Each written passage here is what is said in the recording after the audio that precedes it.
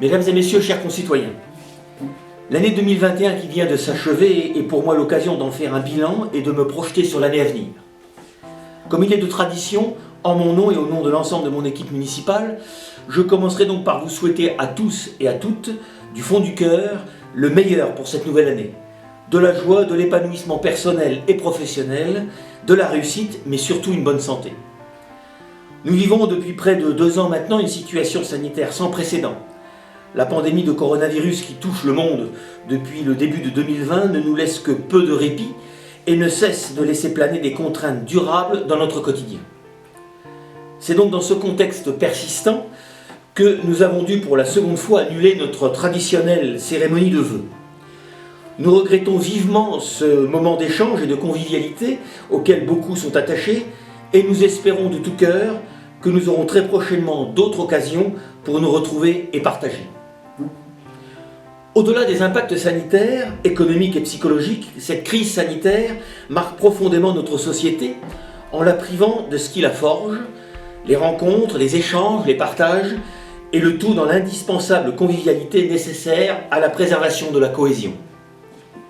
C'est pourquoi, depuis 1 an, maintenant, après quelques mois d'adaptation difficile en 2020, mon équipe municipale et moi-même, épaulés par les services de la ville, nous nous attelons chaque jour pour vous proposer malgré tout un service public de qualité, en dépit des nombreuses contraintes sanitaires et des protocoles imposés, trop souvent complexes et changeants. Malgré toutes ces contraintes et incertitudes, les projets, les aménagements, les travaux, les dossiers en cours sont malgré tout traités dans la continuité, avec parfois des retards ou les annulations dues à la situation sanitaire, mais sans être totalement stoppés pour la majorité. Nous avions commencé 2021 sur de nouvelles bases grâce à notre centre-ville fraîchement refait.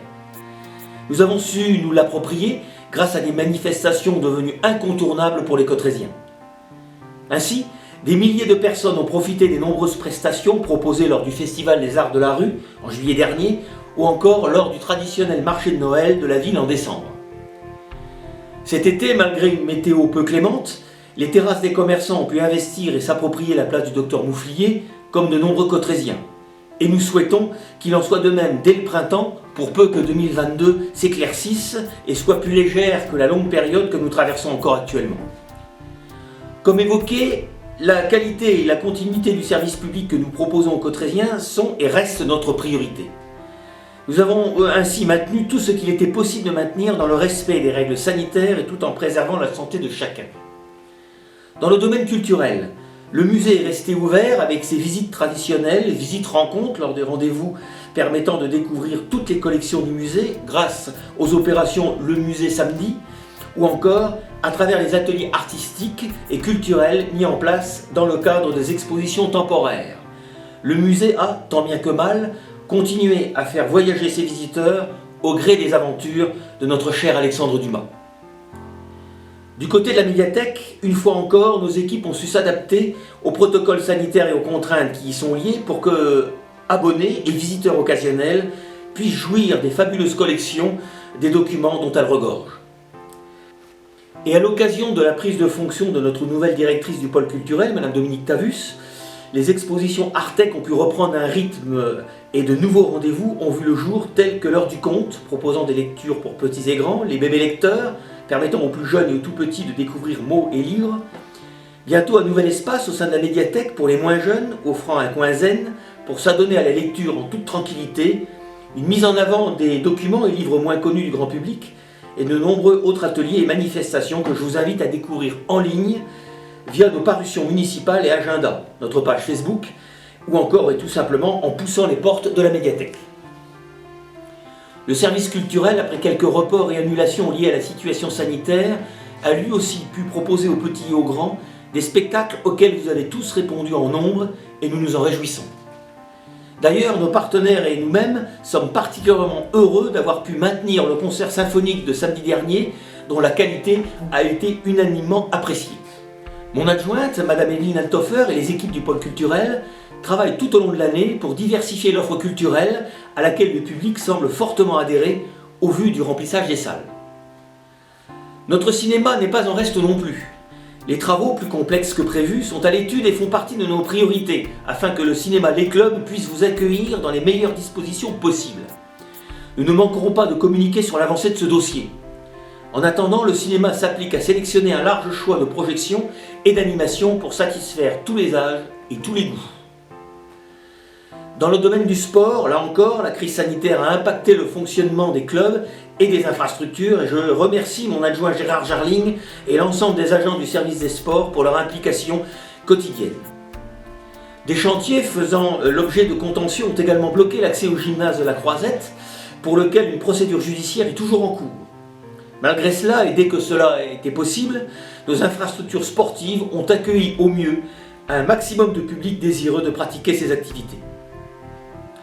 Une étude déjà bien avancée est d'ailleurs actuellement en cours pour rénover le complexe Gatineau afin que de nombreux sportifs, clubs, associations et groupes scolaires disposent d'infrastructures adéquates.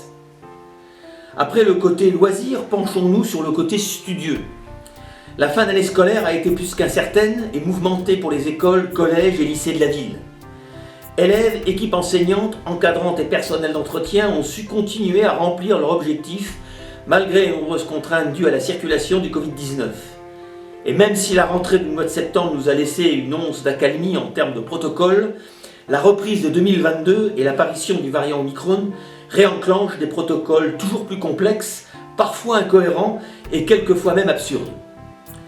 J'en profite pour renouveler tout mon soutien aux équipes encadrantes ainsi qu'au personnel d'entretien. Soyez assurés que mon adjointe Gaëlle Lefebvre et moi-même mettons tout en œuvre dans la mesure de nos compétences pour que vous puissiez accomplir votre tâche au quotidien et au mieux. Je pense également à tous les agents qui accompagnent et encadrent nos jeunes au quotidien dans les temps périscolaires, à la cantine, les mercredis, durant les vacances ou encore à la halte-jeu. Là encore, les incertitudes et les normes sanitaires n'ont pas fini de jouer avec l'infaillible patience et persévérance de tous. L'objectif premier et principal restant l'accueil et le bien-être des enfants, la volonté et l'excellent travail des équipes, une fois de plus à payer. Les vœux que nous souhaitons traditionnellement en début d'année sont souvent synonymes d'espoir, de joie ou encore de bonheur. Pour la deuxième fois, les vœux et le bilan que je vous présente sont fortement marqués et noircis par la crise que nous traversons. Et pour cause, tous sans exception avons été touchés de près ou de loin par cette situation. Ainsi, le CCAS n'a eu de cesse de soutenir et d'aider les plus faibles, les plus impactés et les plus âgés face à ces situations. Et même si malheureusement les rendez-vous tant attendus, comme le repas des aînés, ont succombé à cette pandémie, mon adjointe Madame Blangeot et l'ensemble des agents du CCAS ont continué sans relâche à accueillir ceux qui se présentaient à eux. Les colis de Noël ont ainsi pu être distribués et le club 20 ans après a même pu reprendre du service. L'équipe municipale et moi-même essayons de répondre au mieux dans la mesure du possible aux situations les plus critiques. Ainsi, après avoir voté une aide exceptionnelle aux commerçants de la ville lourdement impactés par les fermetures liées au coronavirus, nous avons terminé 2021 en nous arrêtant sur la situation financière de nos associations. Nous avons toujours soutenu nos associations avec tous les moyens qui étaient en notre possession. Mais force est de constater que cette pandémie aura eu raison de la plus solide des volontés et des motivations de certains bénévoles et présidents d'associations. Il nous a donc paru inconcevable de laisser le tissu associatif cotrézien pâtir de la situation sans réagir. Une aide financière a donc été votée lors du conseil municipal du mois de novembre dernier pour aider les associations qui avaient présenté un dossier de demande d'aide. Les associations de la ville sont des actrices incontournables de la société cotrézienne. Et après le forum des associations qui a eu lieu au mois de septembre, présageant une belle reprise, mon adjoint Jocelyn Designy et moi-même sommes fiers de tendre la main et de soutenir présidents, bénévoles et adhérents. Comme cité précédemment, mon adjoint Brigitte Poli et moi-même n'oublions pas non plus nos commerçants. Nous sommes désireux de travailler avec eux, main dans la main, afin de redynamiser notre ville. Merci à eux d'avoir participé au succès de notre marché de Noël en exposant ou en rallongeant leurs horaires d'ouverture pour accueillir le public. De nouvelles perspectives d'avenir se profilent pour vous aussi, commerçants, avec l'ouverture prochaine de la Cité internationale à la langue française, et nous souhaitons vivement que chacun trouve sa place dans ce grand projet. La Cité internationale de la langue française est effectivement l'un des projets majeurs à venir, et même déjà en cours, que notre commune intègre maintenant systématiquement à ses réflexions et à ses propres projets. En effet, Chaque réaménagement de voirie, de rue, de place ou d'espace vert est pensé pour que le château de Villers-Cotterêts soit, comme il l'a été durant des siècles, la fierté des Cotterésiens, l'un des emblèmes de notre ville, mais aussi une porte ouverte sur le monde. Ainsi, en charge de la partie flux et stationnement dans le cadre de la Cité internationale de la langue française, la ville, en lien avec ses partenaires, étudie les meilleures solutions, mais aussi les plus réalistes, pour que l'activité qu'engendrera le projet trouve sa place au sein de notre commune. À ce sujet, l'annonce officielle du report de l'ouverture de la Cité internationale de la langue française n'a fait que confirmer ce que j'ai toujours su, à savoir qu'un chantier de cette ampleur, avec ses inévitables surprises, n'avait aucune chance de pouvoir s'inscrire dans le calendrier initial. Comme pour nous-mêmes, la crise sanitaire n'a bien évidemment pas simplifié la tâche du Centre des Monuments Nationaux, du maître d'œuvre et des entreprises. Et je profite de l'occasion pour tous les saluer pour la qualité de leur travail et leur capacité à gérer les innombrables impondérables auxquels ils ont été confrontés. On nous annonce que cette ouverture est reportée à l'automne de cette même année 2022. Nous verrons. Quoi qu'il en soit, ce report ne doit pas nous inquiéter, car compte tenu de l'ampleur des financements publics, personne ne tiendra rigueur à qui que ce soit de cet inévitable retard à partir du moment où la qualité de la prestation reste assurée. Je pense même pour ma part que la détente du calendrier d'exécution du projet et sa déconnexion de l'échéance présidentielle pourraient même permettre de reconsidérer de manière bénéfique certaines problématiques qui étaient excessivement contraintes par le temps. Mais j'aurai probablement l'occasion de revenir sur ce sujet dans les semaines qui vont suivre. Puisque nous parlions d'échéance présidentielle, rappelons que cette année s'annonce aussi particulière. En effet, les 10 et 24 avril prochains aura lieu l'élection présidentielle qui sera elle-même suivie des élections législatives qui se dérouleront les 12 et 19 juin suivants.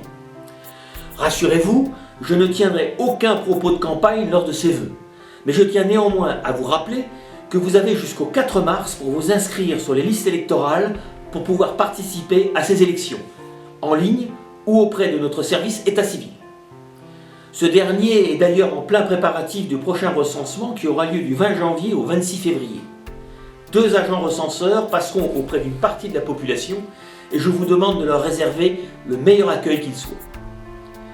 Je rappelle que le recensement est obligatoire et qu'il nous permet de mieux cibler les besoins en infrastructure de la ville et de ses habitants.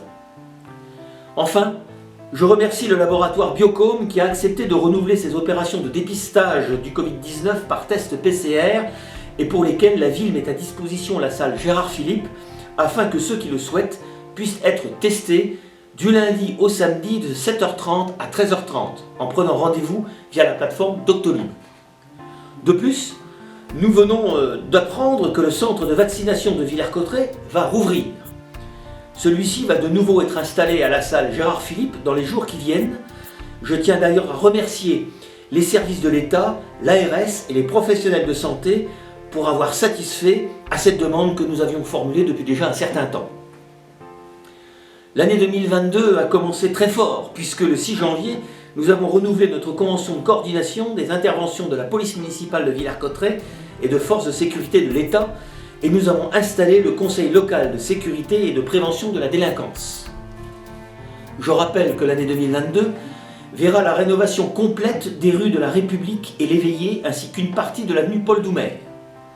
Nous engagerons également l'opération Haute-Rive ainsi que les démolitions des bâtiments de la ville qui sont situés dans le quartier de la Gare. Quant aux travaux du cinéma dont je parlais tout à l'heure, avec mon adjoint Dominique Canto et les services techniques de la ville, nous attendons de pouvoir finaliser l'acquisition du terrain situé à l'arrière du bâtiment pour engager les travaux. Après ce constat mitigé de l'année 2021, soyez assurés qu'en 2022, mon équipe et moi-même continuerons nos efforts et le travail nécessaire pour que tous ensemble, nous puissions retrouver un quotidien plus serein. Mon équipe et moi vous souhaitons donc tous nos vœux de bonheur, de joie, de paix, de réussite et bien sûr de santé retrouvée. Je vous remercie.